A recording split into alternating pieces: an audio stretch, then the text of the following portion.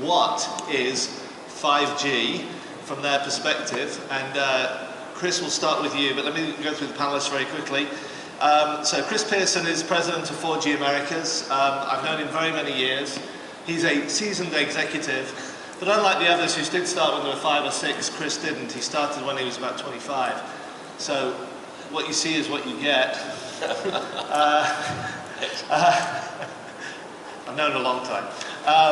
Yasmin Karimli is Director of Radio Technology for T-Mobile USA from Seattle. Eduardo Esteves is Vice President of Product Management for Qualcomm. And I'll get your name right here. Chih-Lin is Chief Scientist for Wireless Technologies for China Mobile Research Institute. So you came a long way. You win the distance. So, and jet lagged. Okay. So Chris, if you want to start, tell a little bit more what you do, and then what's your definition of 5G?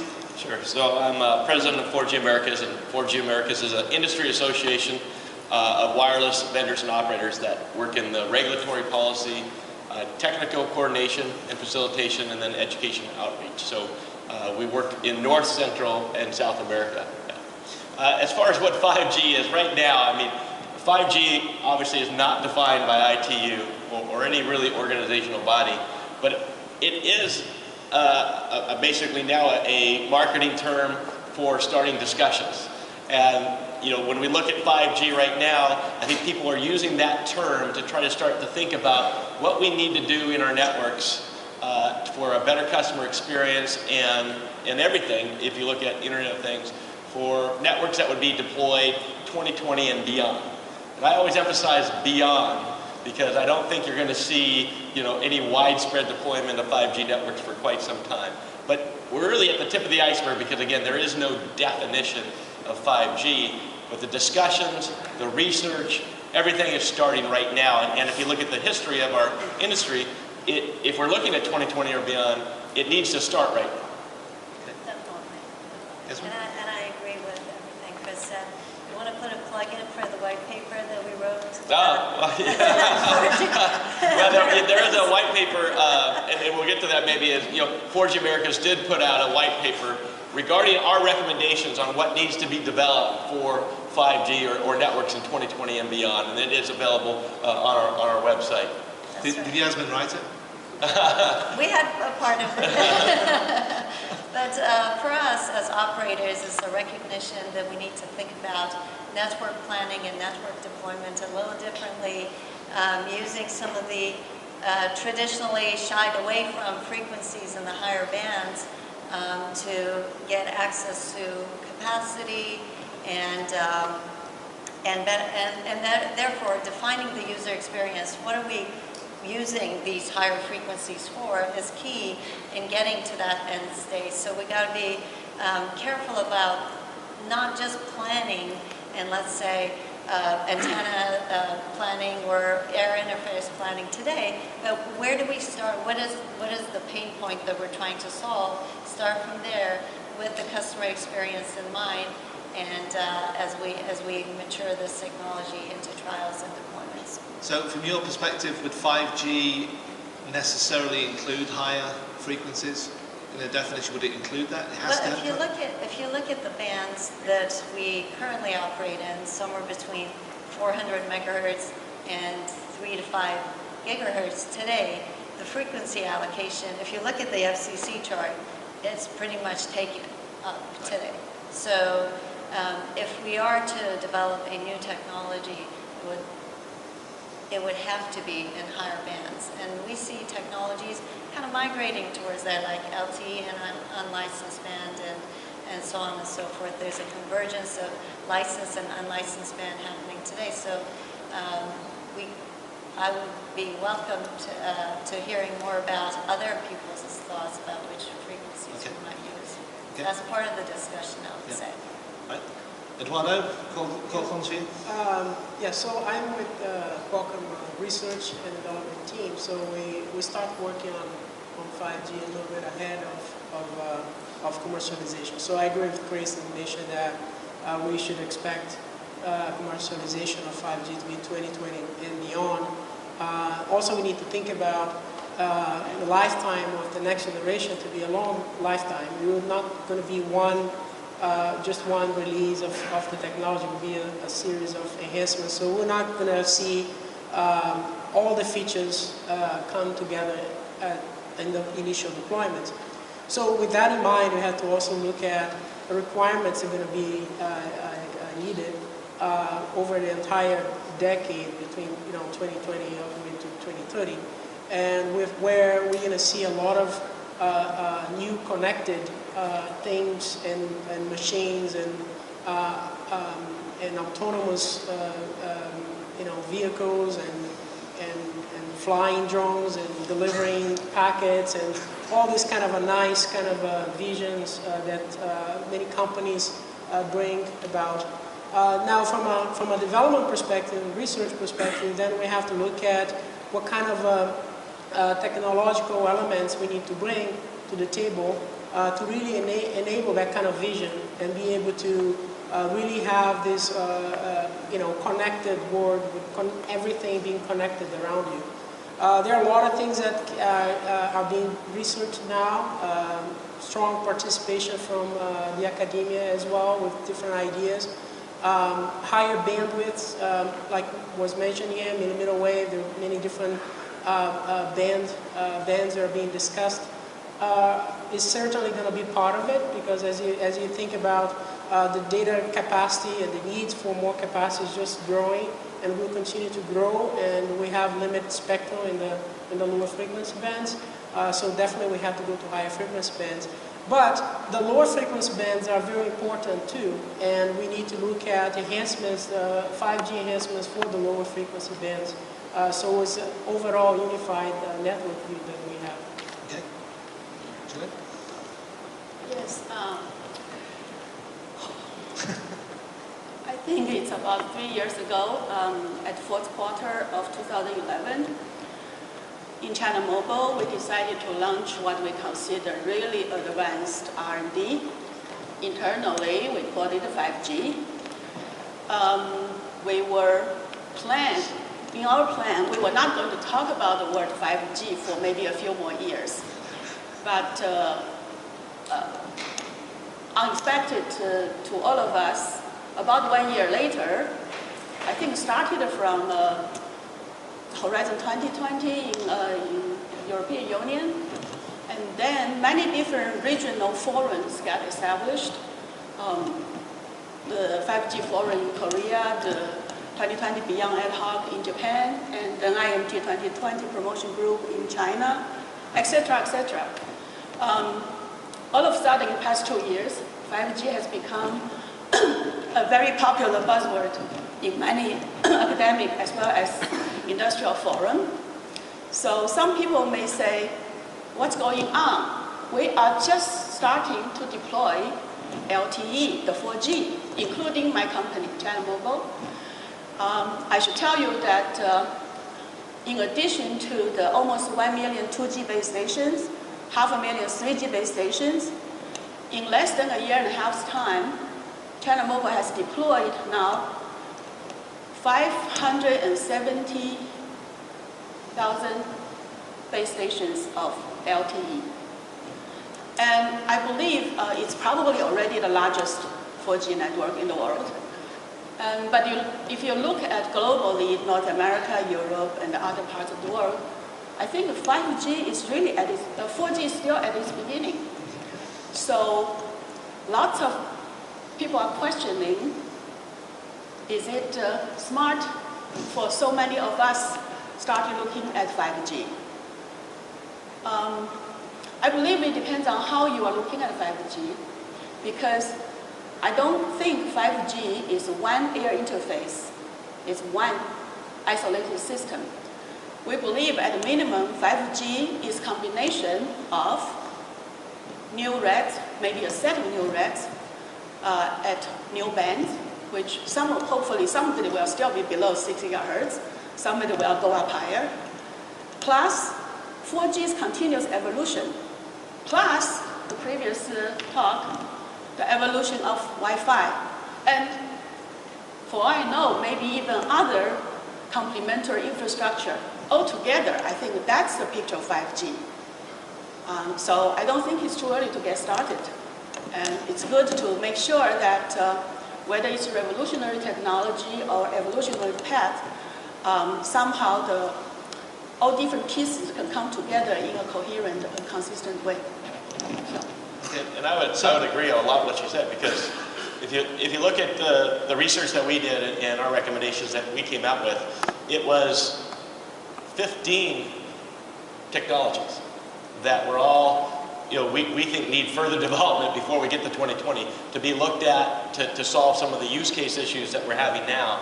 So it wasn't any one, like, people think of, okay, we went from wideband CDMA to 3G and then 4G OFDMA with LTE. When we look at 5G, it's more of a set of possibilities or recommendations that will make everything better, and it's not necessarily just one thing. It's not just speed, it's not just using millimeter wave radio, it's not just this, it's the combination or set that could be. But I also would say is, LTE and LTE Advanced are at the, still at the very beginning stages of a huge growth curve of not just subscribers, but even the innovation that's happening with LTE Advanced. So there's a huge runway of LTE Advanced features and innovations now. So Yasmin, you were nodding a lot to Chih-Lin was saying. I totally agree. There's we're still getting LTE Advanced mature enough in terms of higher order MIMO, in terms of carrier aggregation, and this year we saw two carrier aggregation come to life. We've launched VoLTE. There's a lot of enhancements to those combinations, and there's emerging technologies that kind of converges unlicensed band, licensed band, starting with Wi-Fi calling, but LTE and unlicensed band and other things where there's still a lot of spectral efficiency to be had. So when we look at 5G and let's say in higher frequencies and such, these all need to coexist and be backwards compatible, because obviously, you can't build a nationwide footprint at 70 gig frequencies, but the opportunity for tapping into those frequencies do exist. So we just have to figure out how to plan for it and how to make them coexist. So question for you, Eduardo, kind of leading on for this, maybe you're the best person to address this, is there a danger by talking about 5G too early, when we're so early in the deployment of 4G, of LTE? Because in the US we have a lot of LTE, but other parts of the world, obviously China does, Japan does, but other parts of the world, it's still very, very, very early. By talking about 5G this soon, are we in danger of having carriers say, well, you know what, I'm going to wait. I'll just wait a few years and see how this develops out?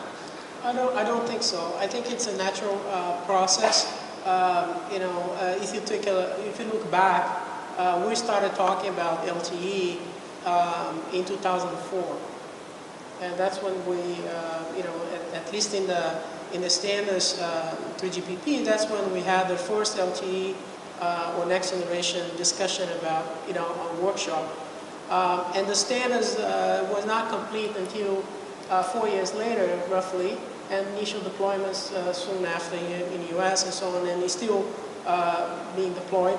And meanwhile, we continue to evolve LTE standardization. We'll continue to go, and new features we're talking about, like Yasmin mentioned, unlicensed, going to different frequency bands, adding more bandwidth for LTE. We're also talking about how to enhance machine type communication or IoT type of devices. How to introduce low latency type of features. So there is a long runway for LTE features. So I think it's the right time to start talking about 5G. And now again, we're talking about having a workshop next year for discussion into GPP around 5G topics. And that's how we started, and we expect the standardization to also take several years, maybe three years or so of discussions into GPP. So I think it's the right time to start. Well, I think I agree that it's not too early based on the previous 1, 2, 3, 4G experience. I mean, there is a common kind of consensus that it takes us about 1 decade to go to the next generation. So it takes that much time as well to refine and perfect what we really want. On the other hand, as I said, when we started 5G, it was too early to talk about 5G because at the time for China Mobile, the TD-LTE, the younger brother of the 4G standards, was still kind of coming about, and the industry still needed to have the absolute confidence that we're committed to it. So that's why for the first year, until everybody else started talking about 5G a year later, we were not talking about 5G at all, even though we were internally doing advanced R&D preparation, looking at the needs. On the other hand, I think 5G also is unique in a way that without explicitly, I think, acknowledging, the fact is that in the previous generations, we always had in mind that, well, we're coming up with the N+1G, and it's going to replace NG. It's not spoken that way, but implicitly, when the N+1G was being worked on, the idea implicitly was it's coming out to replace. Right? But as we can see that the replacement has not really happened in a large way. And we still have the world's largest 2G network around. Maybe it will fade away sometime, but in some part of the world that 3G will still be there for a long time, even though the 4G is being deployed. And I believe this time around, it's conscientiously clear to everybody 5G is not to be specified in a way, to designed in a way to replace 4G. It is to complement. It is to cover whatever else has not been covered yet, but it's not here to replace. I think that's a very key nature. Yeah, I think this notion, one of the notions that is being discussed and supported by many companies, the notion that it's a network of networks. That's kind of the view that a lot of companies have in terms of what 5G is. So if you think about that, that means that from the beginning, the design is going to take into account the fact that there are other networks, whether it's 4G, 3G, or Wi-Fi, and then try to make the best use of them as part of 5G framework. So I'll ask you if you've got any questions in a second. I'll give you a few minutes to think about it. I've got one more question I want to kind of go to here is spectrum. We were talking a lot about spectrum yesterday, and we were talking about harmonization. Yasmin, you mentioned the lower bands, the higher bands. So how important is the spectrum management here to 5G?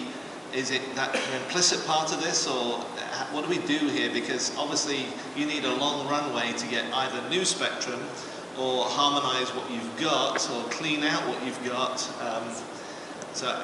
We'll start with you, but what do we do? It was very commendable to see that the FCC is starting to think ahead of time and has the notice of inquiry out to all of us. Frankly, we can all comment on it, and about the frequency allocation. Specifically, this notice of inquiry that came out October 17th was about 24 gig and higher. So it would be good for us as an industry to put our thoughts together and provide comments to the FCC.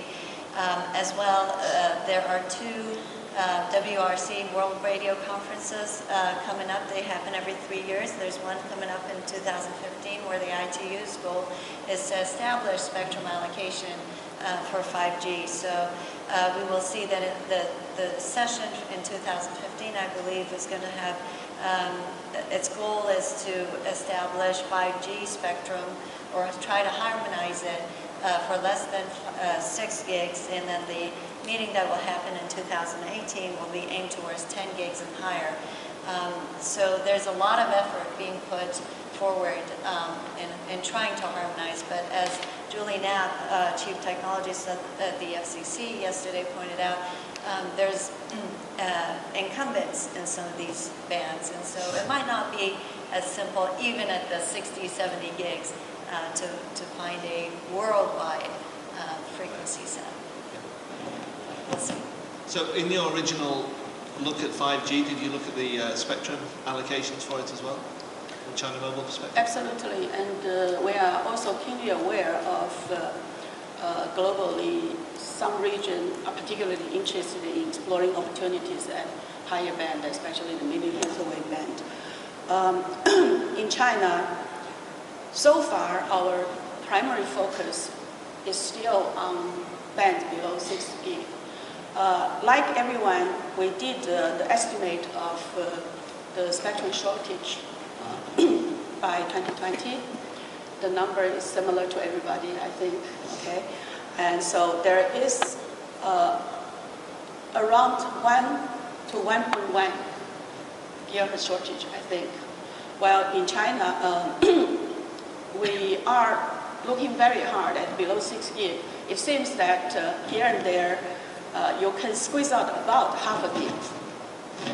But they are not really continuous, of course. The 500 megahertz band would be pieces in different parts below 6 gig.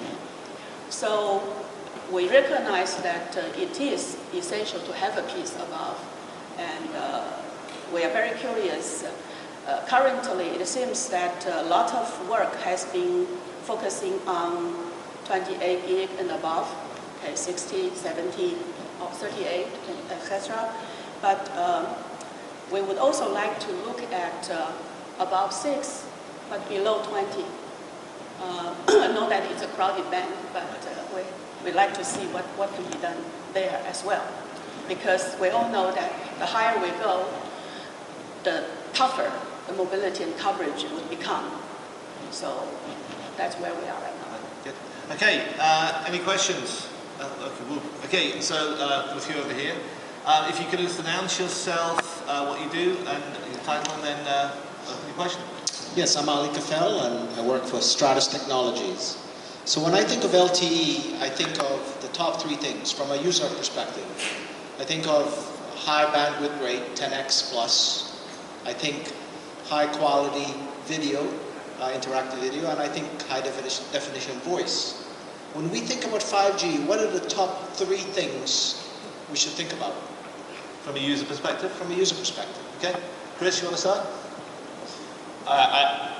I don't think it's as straightforward as that, as LTE is, because, you know, as we looked at LTE, you know, we were doing different things when we made that jump, and we knew we were making a jump with basically a radio interface. So if you look at the things that 5G is looking to do, it's just not about speed, it's just not about capacity, but those are 2 things that are part of it, which is going to help the customer experience. It's also looking at things in our paper, such as lower signaling requirements, longer battery life, so that the Internet of Things can spread to the, you know, the predictions that you see of 20 billion connections, you know, by 2020. Those types of predictions can happen where you can put a module somewhere and it can last for years, because it's not always signaling the network, and the battery can last a lot longer. I mean, this is just an example. So I don't think this is as straightforward as just saying these are the 3 things, but it really is about improving upon a lot of the things in LTE Advanced by looking at really a huge menu of options. And those options are improving the networks, looking at, you know, the massive MIMO, looking at infocentric communications and how we would manage that information across our networks. So there's so many elements of it. The only thing I would say is that, number 1, it will look to improve customer experience. It will look to enable the Internet of Things, and it will look at improving, you know, again, speed and capacity, which is already mentioned.